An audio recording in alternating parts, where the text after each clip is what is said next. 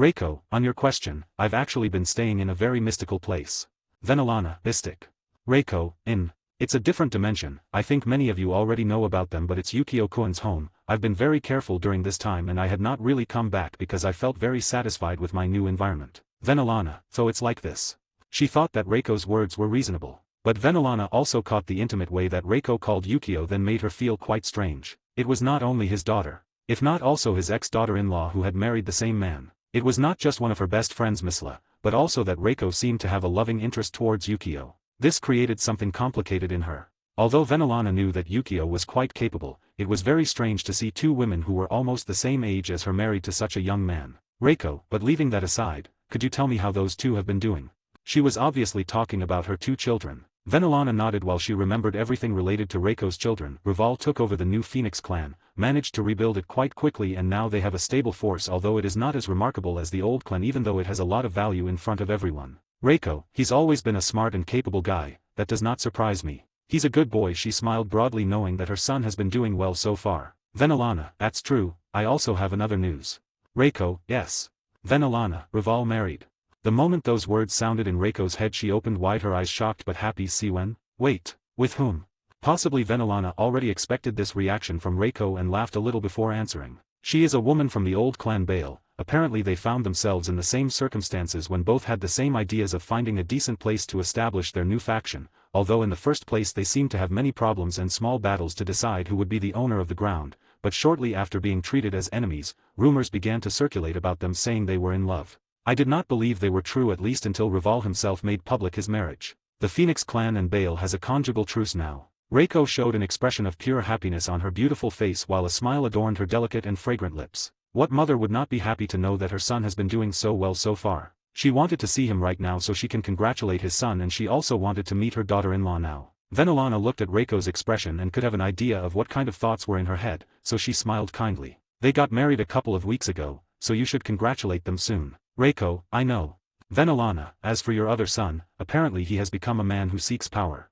Reiko, the smile on his face disappeared while she seemed uncomfortable to hear the words of Venelana. Is he looking for revenge for what happened?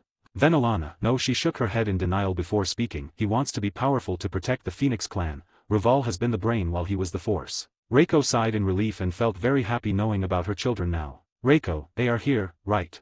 Venelana, and what do you think? All the supernatural beings have gathered today in this place, possibly if you walk a bit you will see them. Reiko nodded and looked at the crowd of people and then she looked at Venelana with the intention of saying goodbye. Venelana, I know what you will tell me, you should go find them. Reiko smiled as she left her best friend before walking slowly towards the crowd with the desire to meet her two children. Venelana looked at Reiko's back with a smile. She suddenly noticed that two fairy guards were also following Reiko. Venelana already thought that Reiko was actually Yukio's wife, so she did not think it was strange. She looked at the other women gathered at the table and looked towards Misla who was her best friend chatting animatedly with the other wives of Yukio. Venelana, who would say that one day I would witness something like this? She smiled awkwardly before joining the conversation with other girls. Meanwhile, many people were currently giving toasts or having joyful conversations. Michael, who now played the role of God, was chatting with Sertsks. Serafal was trying to approach Yasaka in the distance who was with the other wives of Yukio, but because she was a she had to stop briefly before others for a chat. Everything seemed calm and animated as if nothing bad was going to happen, except that it was on the surface. Two beings were walking cautiously while one of them held a helmet in his hands, the other wearing a dark orb in his hands. Alfeo, remember once everyone is chained, take advantage of the situation. I want you to kill Zeus and the other gods of Olympus so they do not chase after us. Aura, I know, but I do not understand, why do that? Kidnapping Artemis would only make us enemies of Olympus, but killing the Olympian gods in front of the other factions will cause the wrath of all to incur in us. In that case, we will not have where to escape. Although she was blinded by anger and an absolute desire to take revenge against Artemis, she still remained clear enough to realize the problem of killing the Olympian gods in front of other factions. Alfeo, what do you have to worry about? I still have other orbs of corrupt chains. Even if someone here dares to try to challenge us, he will only die helplessly. Aura looked at him seriously before her curiosity made her ask, are you sure it's as powerful as you say?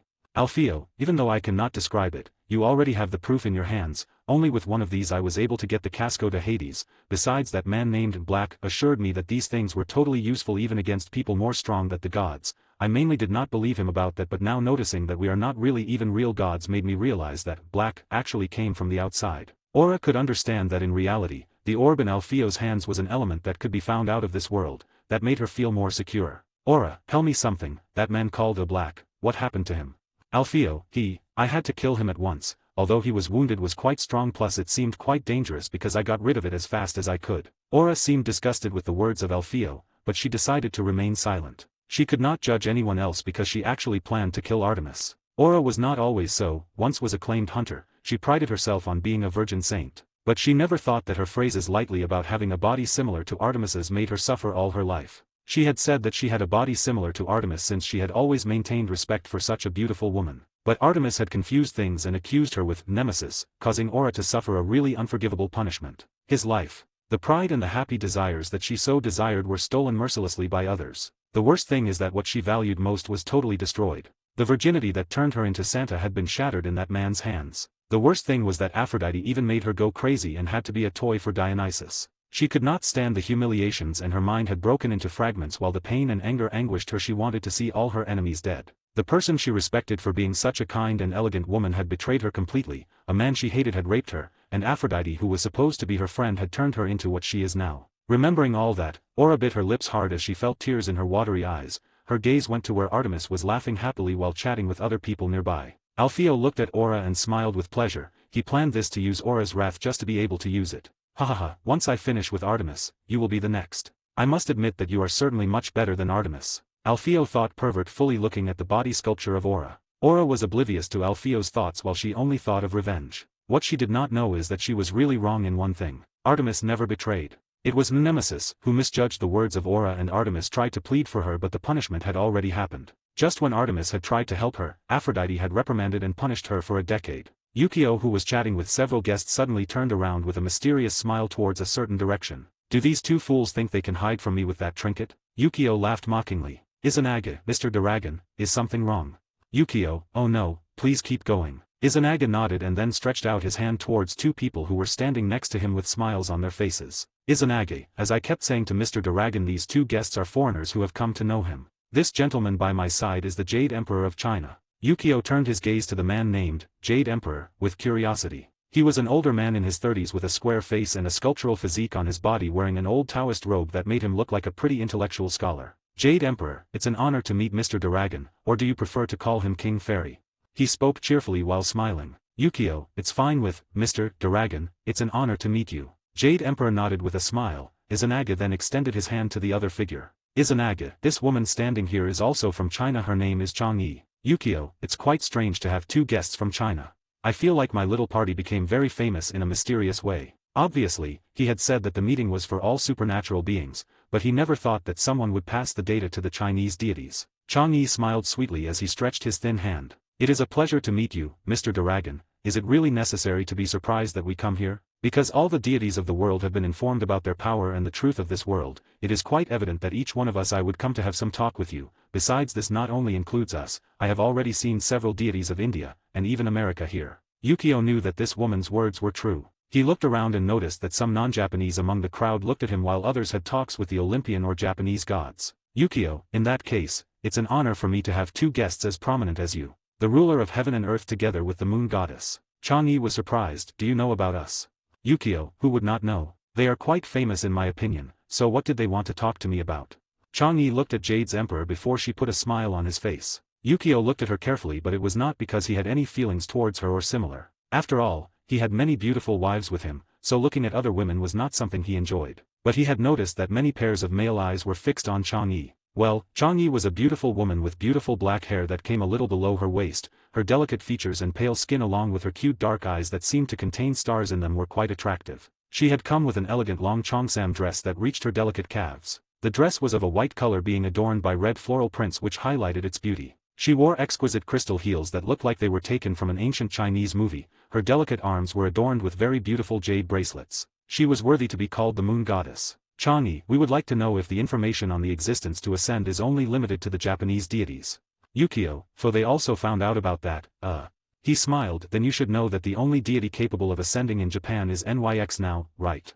Chang'e, exactly. Jade Emperor, but do not get us wrong, we've only come with the intention of knowing if this information will be given to us. We do not really want the Japanese factions to be our enemies. Yukio could understand that in reality, These Chinese deities were not looking down on the Japanese factions. Maybe they thought that everyone was on an equal footing and a war between China and Japan would not be very beneficiary to anyone right now. That is to say that these two Chinese deities came with the intention of seeking a response from Yukio, whether satisfactory or not, they would not insist more. Yukio smiled slightly at the way things were done by these two Chinese deities was quite respectful, and besides that, these two people really did not have that arrogance that usually a god would have with himself. Yukio, actually I have already made the decision to help ascend all the deities that reach their limits. I can see that Jade Emperor has reached a level enough for me to help him. Jade Emperor, really?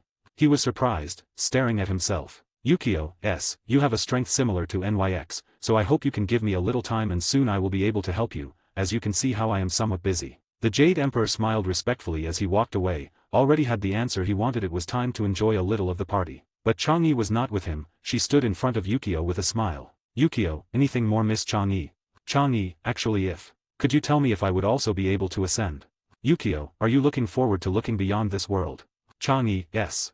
She smiled as she looked at everyone present and then at Yukio again. I have already lived for a long time in this world and I wish I could dazzle something new before my eyes again. I know I am not very strong but tell me, is it possible that I can do it too? Yukio looked at her carefully and a misty silver aura was enveloping Chang'e invisibly. That hazy aura, in reality, was the power of Chang'e. Yukio, you can achieve it, but only if you really try to do it. With practice everything is possible. Chang'e was happy with Yukio's words. She extended her hand. Would you like to walk a few minutes with me? Yukio, actually, I already have many wives, they will be jealous of you if you monopolize me instantly. Chang'e, She was surprised before her beautiful face turned completely red and no, that's not what I insinuated, just walk. I wanted to chat a little more but not here. She explained something agitated while her face turned red thinking about the wrong way she invites Yuko. Yukio laughed lightly because, in fact, he was just joking. He nodded. Then we go, anyway I have to say hello to others. Chang'e nodded shyly while walking with him. After a few seconds she got back together and started chatting animatedly. Yukio asked him about the Chinese deities since he was quite curious about them. For example about Yama or Zhuxing Niangniang. After all, Zhuxing Niangniang was the goddess of fertility. He did not know if maybe he could benefit from knowing her to see if she could have children more quickly. But he decided to leave it for another moment. In these circumstances where a war was inevitable he could not think of being a father. Chang'e did not show any reaction of displeasure when answering. She answered each question happily while thinking that maybe Yukio was interested in the Chinese deities. She could not avoid talking animatedly. In the distance, Yukio's wives were chatting until Misla looked in a certain direction. And I think we already have another. Venelana, what do you mean? She looked confused watching the reactions of Yukio's wives and she looked in the direction that Misla was pointing. Everyone could see Yukio chatting with Chang'e cheerfully. Miss. Well, it's not important anymore. Shuri, oh. Miss, well, I've already sent a letter to Rose to make the palace bigger. Does not Yukio plan to recreate the emperor and the 72 concubines? The moment everyone heard those words, they laughed softly at Miss' funny joke. But Venelana was looking at Yukio in a conflictive way. Misla seemed to understand Venelana's thoughts. You do not have to worry about that, even if you do not believe it. Yukio-kun is not a man who only thinks about getting women every time, he just looks for women who really love him. He prefers that there really is love between the two or he will never accept the relationship no matter how beautiful that woman is. Venelana nodded and then sighed before smiling. Coriana, who was chatting with off eyes, turned her gaze to Misla and smiled calmly as happiness welled up in her heart. She was infinitely happy to have become Yukio's wife and really loved him. Mainly she always thought that Yukio was a very distant man for her, but because Yukio had decided to train Sereord, she could have the opportunity to meet him day by day. But when she discovered Yukio's relationship with Misla she felt very distressed, but when Misla gave her the opportunity to confess her love to Yukio she was very happy. She did not consider herself Yukio's wife, she just wanted to be her lover. With that she was very happy and did not need more. But Kosha Abadan next to both women was somewhat reluctant. She had previously bought a stuffed animal just to give it as a gift to Yukio but had never been able to talk to him again. She knew that Yukio had only bought a stuffed animal to her for kindness before. She did not feel much about Yukio. She only thought that this man was very powerful and handsome and that he was a good teacher about the sword arts. But she felt a complicated feeling when she learned that Misla was now Yukio's wife. It was even worse when Coriana turned out to be Yukio's wife too. Why? He does not plan to keep talking to me. Kosha felt very distressed as she squeezed her hand a little unconsciously. Stop there. Suddenly a voice knocked Kosha out of her thoughts. She turned around looking at Serafal who was approaching cautiously. Dang dang. Two guards stood in front of Serafal breaking into their path. It was pretty obvious that not everyone could afford to be close to Yukio's wives. Serafal gave off some pretty dangerous power to some of Yukio's wives, so the guards immediately blocked her. If it was someone weak they would not even move unless they gave her an order. Kosha, quiet, she is not an enemy. Serafal, moo, that's true, do I look so dangerous? She pouted while her face, something blushed by alcohol, seemed beautiful. The fairy guards looked doubtful but did not back down. Koisha approached them kindly. Please, do not get involved, I take responsibility for your actions. Koisha knew he was asking for something difficult, but at least he wanted to try. If it did not work, she would just have to go to Misla so she could allow Serafall to pass. After all, these fairy guards followed every order of Yukio's wives without blinking. But contrary to Koisha expectations, the two fairy guards looked at her before nodding and bowing respectfully. My apologies, my queen. With their words spoken to their queen, they returned to their guard posts. But they left Koisha petrified without understanding anything of what happened. She turned her gaze towards Coriana to see if she had done something, but Coriana was chatting with Alphys without paying attention to her surroundings. Those words were addressed to me. But I'm not. Koisha felt many thoughts in her head. But Serafall was already in front of her with a smile. Queen Fairy, Kuchan, so that gift was for Mr. Dragon. Koisha, and no. It's not what you think. Serafall ignored his denials and only thought that she was acting with shy. Instead, the two fairy guards who were looking at both women looked at each other again. Did you feel it? Obviously, if that woman smells like our king, then why does she deny it? I do not know, but it is impossible not to realize that she is tarnished in her smell. Is she her lover? Well, you should not talk about that at the moment. For now, focus on our work. The other fairy guard nodded and they went back to work. Pack. It was the sound of two glasses of glass that broke, falling on the floor of the great hall. Due to the multitude of people, not many realized. At this moment there were two women looking at the fragmented pieces of glass before one of them rushed to pick up the pieces of glass with her delicate hands. The other woman also hurried and helped her. Between the two they could help each other. A fairy guard had appeared and taken the fragments of glass from the hands of both women before bowing and leaving. Reiko, I'm very sorry for it, I had not noticed where I was walking. She bowed politely while apologizing. On the other hand, the other woman seemed nervous but also bowed. No, I'm sorry for it. Right now I was thinking about something and did not pay attention to my surroundings. Reiko, is that so? Artemis, yes, excuse me. I can get you another drink as an apology. Reiko, yeah, I guess she nodded hesitantly before feeling that it really was not a bad idea. After all, she had not even been able to take a sip of her drink before it spilled on the floor. Artemis smiled before heading towards NYX. I'm going for another glass, do you want something? She had behaved like a servant to NYX with the intention that she could be sure. For her, NYX was the only god who could help her right now. She had been looking for Zeus around, but because of the crowd of people it was really hard to find him. Possibly if she decided to fly she would find it, but she knew that it was against the rules in this place. After all, it had been decided that everyone had to behave like simple humans today in this place. NYX looked at her before answering. No, do not want anything, do not bother, but do not get too far away or I cannot help you. NYX was too focused on trying to find Alfeo and Aura but could not feel them. Although she could vaguely feel his presence, it was too difficult to discover the location that was giving her a big headache. Hades, who was at his side, could not help looking at NYX with a face full of guilt, but he could not do anything else. Artemis, it's okay. She turned around facing Reiko. Come on. Reiko nodded and both began to walk slowly towards the tables to find another glass. Artemis, were you looking for someone?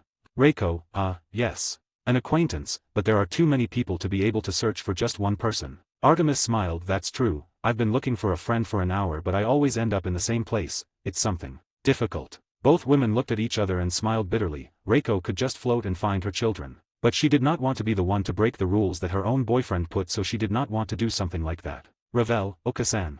Just as both women were chatting between them, Ravel had appeared. Artemis, is your daughter? How beautiful. Reiko, yes, what happens Ravel-chan? Ravel approached while holding a glass of juice in her hand. She looked a little flushed and, Ot-san. She was obviously talking about Yukio. She wanted to find Yukio at the moment to talk about something secret. But Reiko got a little flushed was to hear Ravel call Yukio, Ot-san. Artemis looked between the two silently. Because of her punishment she always stayed on Olympus, so she did not recognize Reiko or Ravel. Reiko, he should be walking. Why do not you go next to others and ask them? Maybe they know where he is. Ravel grimaced but nodded, but before she could leave, Artemis looked at Ravel's neck and showed an interesting expression. Artemis, what a nice pendant. She was very curious towards the Ravel pendant. The Ravel pendant was a chain with a dark tone and had a jewel similar to a phoenix and a dragon rotating between. It was like the yin and yang. That's why Artemis was very surprised and it seemed very beautiful. Ravel looked at the pendant in his own neck and smiled triumphantly. Previously Yukio had told him that she could take a pendant from Yasaka, that was why she had chosen the prettiest. Yasaka, knowing that Yukio wanted to please Ravel, did not stop her and let this girl choose what she wanted. In addition, this necklace gave off mysterious energy which caused that Artemis also felt slight waves of power over Ravel. Ravel, I'll go look for the other girls. She said goodbye to Reiko before going to another address. Reiko looked at Ravel's back curiously, wondering what she would talk to Yukio, but decided to leave him for later. Reiko, sorry, are we going?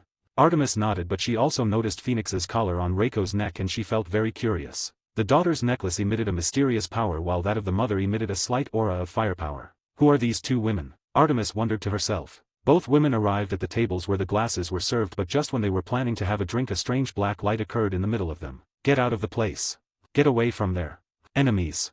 The people around also noticed the light and tried to leave hurriedly because they did not know what could happen, but it was too late. Crash. A sea of darkness spread across the floor of everything in the great hall. Those who had not noticed the sudden event in the back now looked at the ground full of darkness and their faces showed confusion. Enemies. Did anyone dare to look for problems before all the factions? What the hell is this? Chains, that's not. Shit, my power. They all began to despair when strange chains were fired from the ground and all were taken prisoner while their forces were disappearing. It was not just that, something was coming into their minds slowly as if they were trying to control them. Susanoo, these chains are those of the Fairy King. Did they see? He only lied to us. Suddenly Susanoo realized that these chains were like the ones that Yukio used to stop them all previously, and they all felt fear in their hearts. Sun Wukong, shit my forces. NYX, you're damn liar. Izanagi, Mr. Dragon. Amaterasu, I did not think he would do this to us. Many were desperate while others never thought that the Fairy King would betray them. But suddenly everyone had a change of thoughts. Yukio, ahem. I'm being tied up, you know. Odin, he is also chained. Sun Wukong, he chained himself. The Jade Emperor, why would he use his own ability in himself? Are you an idiot? Sun Wukong, that's true. Wait, did you call me an idiot? Shit, that a foreign deity does here. Everyone got very nervous looking at the current situation. Yukio looked at everyone in the great hall looking at them tied with dark chains, their wives were also included. His gaze traveled all the way until he noticed Artemis who was being tied, but he ignored her only to see Reiko who was being chained to her side too. Reiko had a confused and scared expression on her face. Yukio.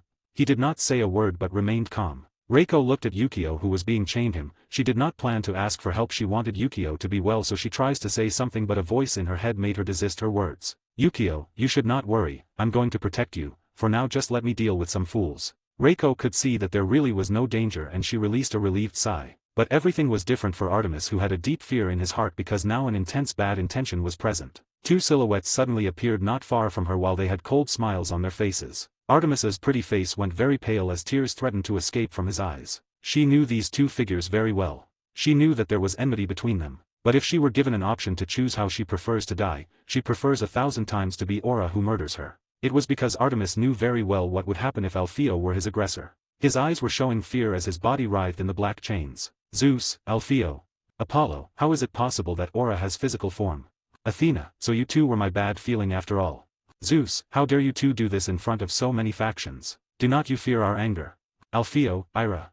He stopped and suddenly laughed loudly. Have anger to someone that soon die. I do not think it is very appropriate. Aphrodite, die.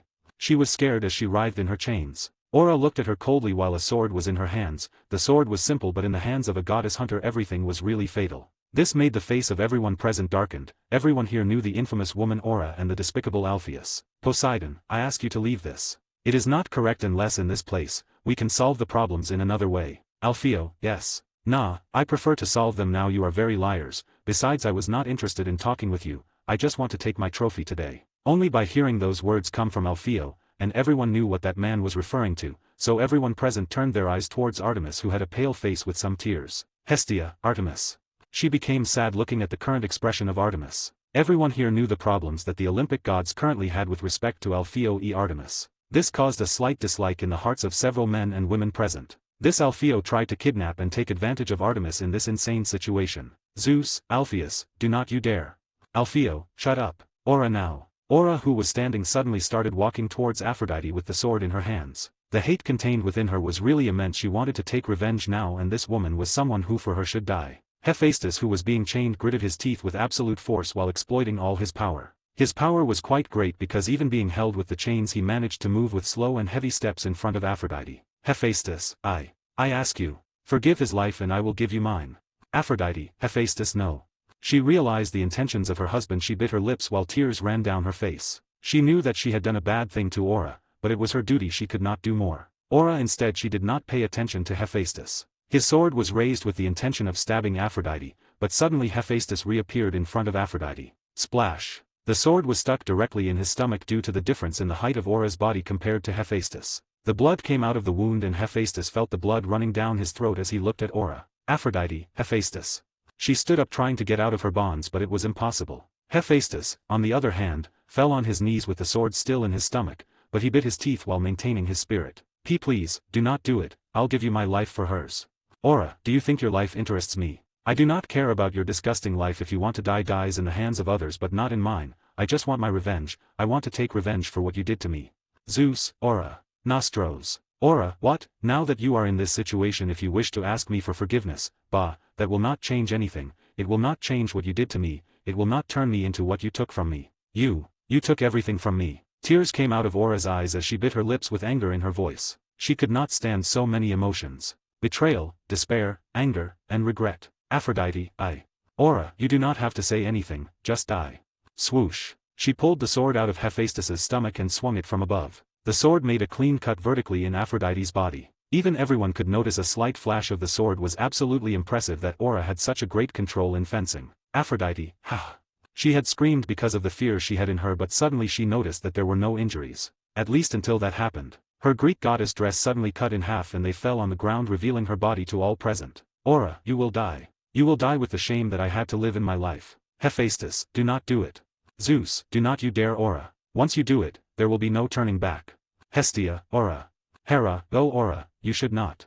Athena, Aura, this should be resolved in another way. I do not think it's adequate. Aura, it's true. You are hypocrites, she being one of you. If you prefer to defend her, but when it was mine nobody gave me a hand, just watched with complacency while Denisio could freely do what he wanted with me. Hera, Aura, that's not.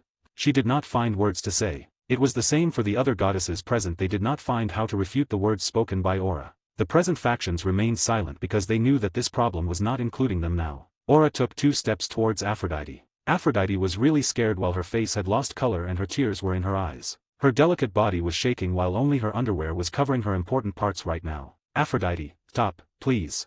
Aura, how funny. Those are the same words that I said before they took everything away. She raised her sword high with the intention of cutting her underwear and torturing her in front of everyone. Artemis, Aura. Suddenly Artemis's call stopped her and her gaze went to her. Artemis, I am the guilty one. If you want to slander someone and release your anger, then it is me you must murder. She was saying those words with difficulty but with a huge decision. She could not see Aphrodite being humiliated because of her. Nemesis, though. I'm guilty of all this. If only I had not misinterpreted things, this would not have happened. Suddenly Nemesis also spoke. This caused Aura to look at both women, but his gaze was decided on Artemis. Aura, then. It's true, I should start with the one that caused this. That would be you. She took slight steps towards Artemis but Alpheo stopped her. Alpheo, remember our deal. Aura looked at him in disgust but she nodded. It's okay. Alpheo smiled and walked proudly towards Artemis. Artemis bit her lips. If I decide to be with you, can you forgive the life of Aphrodite and Nemesis? Alpheo, are you negotiating with me?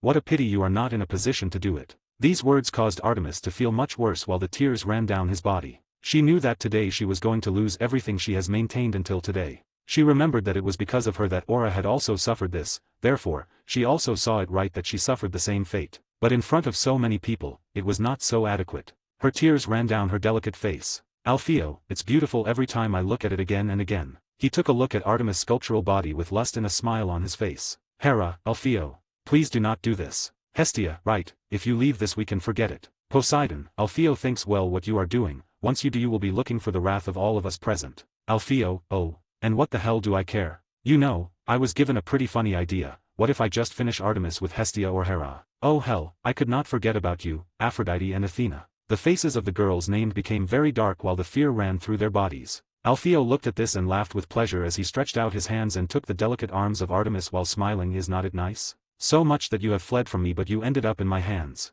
Just when Artemis wanted to answer, a voice from behind. NYX, if you go beyond this, I promise that I will completely exterminate you from this world.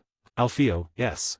He looked at NYX with a smile and pulled out the casco to Hades. By the way, it was thanks to your friend that I was able to get here, thank you very much. Zeus, brother. Hades, I'm sorry. NYX gave Hades a look before she gritted her teeth in anger. Ares made eye contact with Shiva to see if this man could untie the chains, but in reality, Shiva was just smiling awkwardly because he could not even move freely. Alpheo, enough games, I'll take my time. Oh. He stopped just as he plans to take advantage of Artemis. Until now his eyes had been stuck to Artemis, but now he could see a beautiful woman who was absolutely impressive. Alpheo, you. Reiko, how unpleasant you are.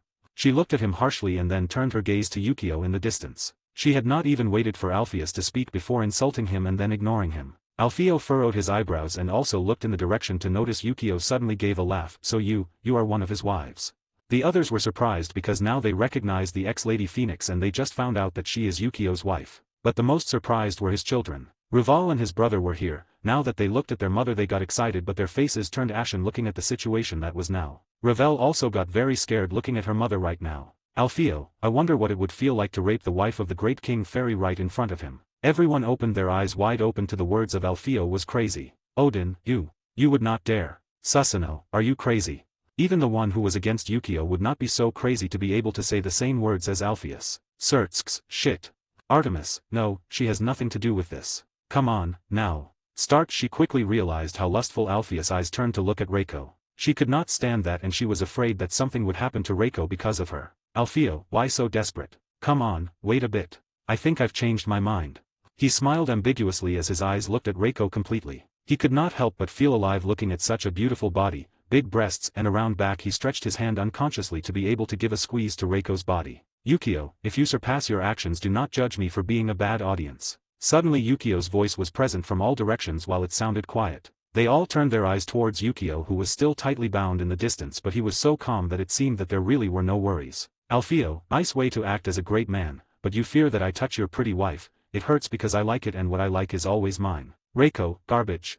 She murmured in a low voice looking at Alpheus. Alfio, how nice, it's great that you could soon have children of this garbage. He laughed as he took Reiko's hand. Or rather, I try. Swoosh. A hand took him by his arm in a powerful way and Alfio's complexion became very pale instantly. Alfio, see like. Yukio, really? I do not know where you got this skill, but let me tell you that those trinkets do not work against me. Did you really expect to succeed in your plan? To be honest I did not care about your presence, less until you decided to ruin my party. Yukio released Alfio and then went to Reiko with a wave of his hands. The chains that bound Reiko broke into pieces. Reiko looked at her boyfriend with a smile and some panic in her eyes was because she wanted to hug him right now. She was acting very haughty although she was too scared. But she does not hug him because they were in front of many people and that could cause a bad image. But Yukio ignored everything and hugged her tenderly. Are you okay? Reiko was surprised but she smiled happily as she buried her head in Yukio's chest. What are you asking me? You were taking care of me so, how could he do something to me?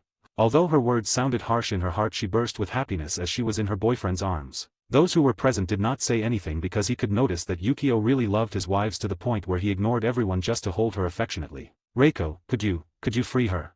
Suddenly Reiko pointed to Artemis who was staring at her. Yukio gestured with his hands and the chains broke into pieces. Artemis looked at herself as she fell to her knees and her tears rolled down her cheeks. Reiko immediately went to help her get up. Yukio turned around looking at Alpheus. Yukio, so, what if we have fun? Alpheus, you. He frowned. Well, you said that if I put a hand on her I would die, but I did not, so this is not your problem. Just let me take Artemis and I'll go from here. Zeus, please, Mr. Dragon, do not let him go. Hera, Mr. Dragon please help Artemis. Many of the Olympic gods started asking for help from Yukio but he ignored them. Yukio, really? Good forward. Everyone felt cold while they watched as Yukio simply let Alfio take Artemis away. Even Reiko was surprised by Yukio's words and she thought she had misheard. But Artemis who was involved in the matter began to tremble while her orange eyes looked at Yukio sadly. She wobbled because her power was barely recovering and with slight steps, she pulled Reiko away as she headed towards Yukio. Yukio, Artemis suddenly clung to Yukio's arm as his body collapsed from the lack of power. Please. She knew that Yukio was her only hope. She did not want to lose everything. She knew that she was being hypocritical because of her fault. Aura lost everything but she did not want to suffer this. From the beginning, everything was a misunderstanding. She was not entirely to blame. On the one hand, she wanted to take his punishment and another was to have nothing to do with it. Yukio looked at her before supporting her in his arms. I think you misunderstood me. Alfio, what do you mean? Do you plan to help her now? He tenses. Yukio, no, I said I would not help her. Artemis, I ask you. I will give you everything. I will help you with whatever you want. But please. She looked at Yukio from her embrace with fear. Yukio, can you listen first? I will not take care of you, but they will. All, who are they? When Yukio said they, those who were present were confused, but suddenly something shook everyone. A white portal suddenly opened on the roof. Alfio, that. Aura, that was still standing in the same place suddenly felt that something was not right. She immediately wanted to escape. But he could not. Suddenly fast silhouettes came out of the portal as they fell at terrifying speed. Alfio, oh shit. He suddenly took out a sword. Swoosh. Clang clang clang. The sound of swords reverberated in the air as Alfio successfully blocked 3 swords but he backed off 3 steps when his aggressors successfully placed their feet on the ground. On the other hand, Aura had it better. Due to her high knowledge of fencing, she waved her sword calmly, causing her aggressors to retreat. Clang clang clang. The sound of metal against metal was clear. All those present were shocked when they saw the aggressors. They were people of medium height with red skin and wore armor, but the strange thing was that they had two sharp teeth protruding from the lower part of their jaw. They were beings that only exist in fiction. Ogres. Alfeo, what the hell? He got scared and his sword movements became more awkward. On the other hand, Aura was frustrated also while trying to take steps backward with the intention of running, but they had blocked the road. They were surrounded. Yukio, you know, I do not even need to move my hands to solve things like this.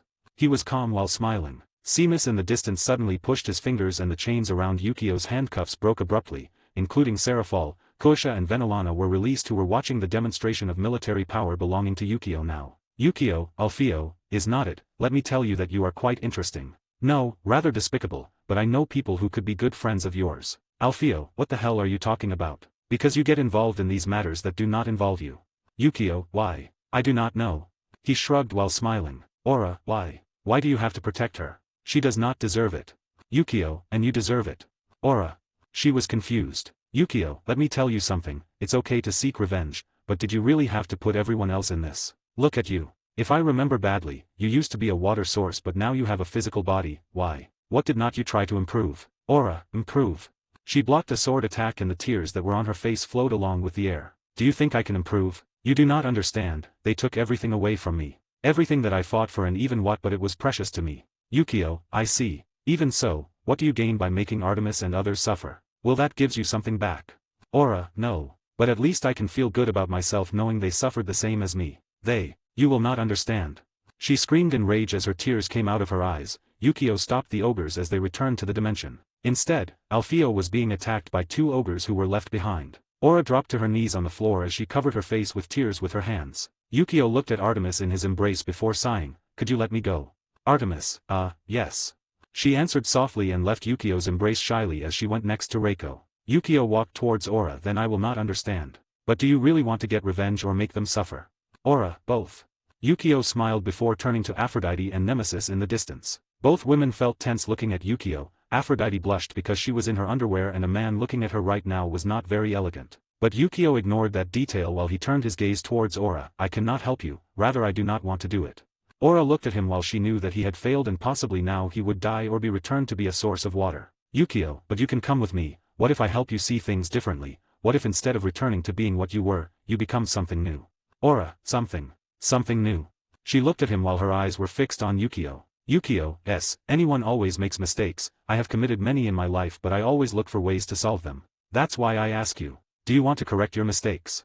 Aura was very confused what Yukio was referring to, but she could see something. He did not plan to make it a source. He did not plan to kill her or imprison her. So what did he want? Thinking about that, she suddenly felt that this man was also trying to take advantage of her. Therefore, his gaze turned with anger as if he had realized that men only looked at her with lust. Yukio, I know what you're thinking, and no, I do not want that from you. I just want you to redeem your sins and become a much better person than your previous.